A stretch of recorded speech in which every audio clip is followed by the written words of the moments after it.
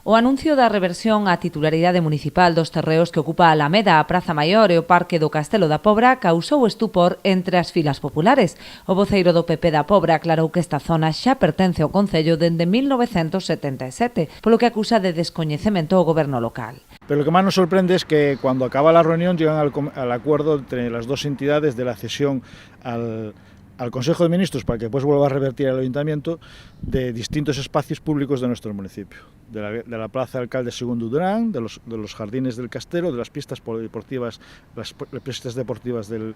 anexas a los jardines y del Jardín Valle Inclán, entre otros.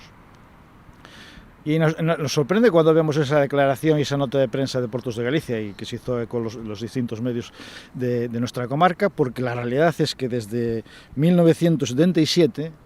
la Plaza Alcalde Segundo Durán, los jardines del Castelo, las pistas deportivas y todo el terreno, los 54.000 metros que se ganaron en su momento al mar, son de propiedad municipal y patrimonio municipal, como lo acredita este documento del Ministerio de Obras Públicas de 1977. Lo que denota una gran ignorancia por parte del alcalde y teniente alcalde, dieron una administración a una reunión sin preparar y donde la otra administración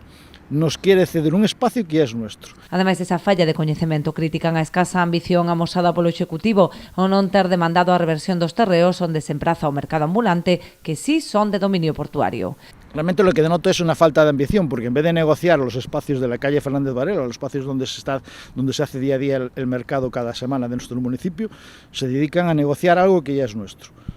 Creo que denota la falta de ambición, la falta de preparación y la ignorancia de este equipo de gobierno, que como se ha estado notando en los últimos, ya después de año y medio, en las distintas facetas de nuestro municipio, que realmente esto vamos para atrás, como decían ellos en muchas ocasiones, como los cangrejos. Ademais da existencia dos documentos de 1977 que acreditan a titularidade municipal, o PP lembra que a zona obxecto de negociación figura como terreo municipal no propio Pexón.